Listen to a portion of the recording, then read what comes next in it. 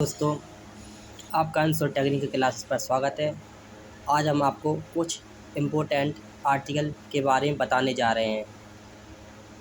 जैसे कि सबसे पहले है हमारा आर्टिकल 76। आर्टिकल 76 में हमें महान्यायवादी के बारे में बताया गया है, अटॉर्नी जनरल ऑफ इंडिया। और आर्टिकल 124 में हमें सुप्रीम कोर्ट के बारे में बताया गया है। आर्टिकल 148 में हमें CAG के बारे में बताया गया है, जिसका फुल फॉर्म होता है कंट्रोलर और ऑडिटर जनरल। हिंदी में से बोलती है नियंत्रक एवं महालेखा परीक्षक। और इसके बाद हमारा है आर्टिकल 165। इसमें हमें एडवोकेट जनरल ऑफ स्टेट के बारे में बताया गया है, और इसे हिंदी में बोलते हैं राज्य का महाधिवक्ता। इसके बाद हम आते हैं आर्टिकल 214 में। आर्टिकल 214 में हमें हाई कोर्ट के बारे में बताया गया है। और हमारे आर्टिकल 214 में 25 हाई कोर्ट के बारे में 25 हाई कोर्ट हैं, और जिसमें 25वां जो हाई कोर्ट है वो उसे अमरावती में है। और जो कहाँ पर अमरावती, आंध्र प्रदेश में है। AP का मतलब है आंध्र प्रदेश। इसके बाद आते हैं आर्टिकल 243। आर्टिकल 2431, इसमें हमें फाइनेंस कमीशन ऑफ स्टेट, इसे शॉर्ट में बोलते हैं FCS, ठीक है। और इसे हिंदी में बोलते हैं राज्य वित्त आयोग। इसके बाद आते हैं आर्टिकल 243 के, और इसमें किसका जगन किया गया है? इसमें इलेक्शन कमीशन ऑफ स्टेट के बारे में बताया गया है, जिसे हिंदी में बोलते हैं राज्य वित्त आयोग। इसके बाद आते हैं आर्टिकल 243 के, इसमें तो हमने तुम्हें बता दिया इलेक्शन कमीशन ऑफ स्टेट होता है। इसके बाद आते हैं आर्टिकल 279A, जिसमें GST काउंसिल के बारे में बताया गया है, जिसे हिंदी में बोलते हैं GST परिषद। और जिसमें 279A में क्या है? 101 कॉन्स्टिट्यूशनल अमेंडमेंट 2016 के बारे में जगन है। इसके बाद आर्टिकल 280, आर्टिकल 280, जिसमें NFC के बारे में बताया गया है।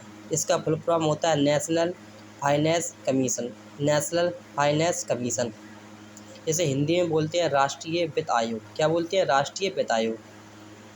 और अब तक कितने फाइनेंस कमीशन के बारे में बताया गया है? अब तक 16 फाइनेंस कमीशन आ चुके हैं, जिसमें जो फर्स्ट किसने दिया था? KC नियोगी ने बताया था। और 14वां था YV रेड्डी द्वारा बताया गया है। 15वां NKS सिंह द्वारा बताया गया है। 16वां अरविंद पंगड़िया के द्वारा बताया गया है। इसके बाद आपको कुछ और बताने जा रहे हैं आर्टिकल, जैसे कि आर्टिकल 315। आर्टिकल 315 में यूनियन पब्लिक सर्विस कमीशन के बारे में बताया गया है, ठीक है। या इसे दूसरे नाम भी कहते हैं state service commission. Union public service commission या तो स्टेट सर्विस कमीशन, और यूनियन पब्लिक सर्विस कमीशन को हम हिंदी में संघ लोक सेवा आयोग कहते हैं। और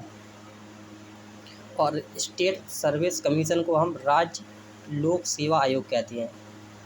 और जो तुम्हारी स्टेट लोक सेवा आयोग है, ये स्टेट लोक सेवा आयोग है, यह कौन सी परीक्षा करवाता है? ये PCS की परीक्षा करवाता है।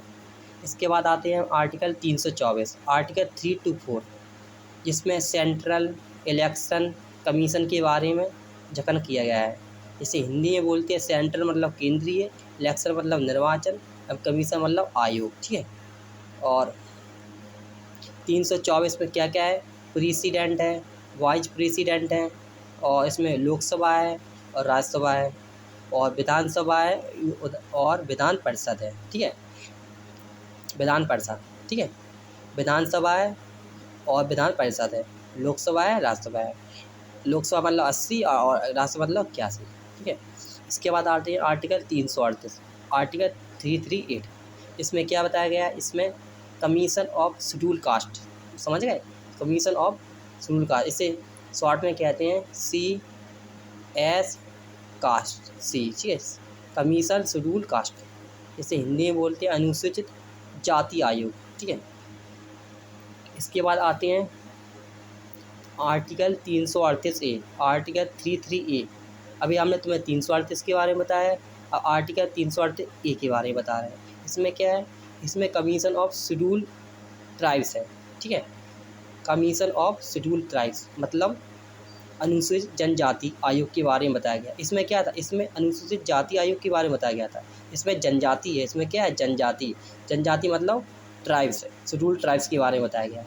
इसके बाद आते हैं आर्टिकल 338B, आर्टिकल 338B। इसमें क्या है, इसमें national commission of backward classes, समझे, national commission of backward classes मतलब नेशनल बैकवर्ड मतलब क्लासेस का मतलब क्या है, पिछले वर्गों के राष्ट्रीय आयोग, बैकवर्ड मतलब क्या है, पिछले वर्गों के राष्ट्रीय आयोग, ठीक है, समझ में आया।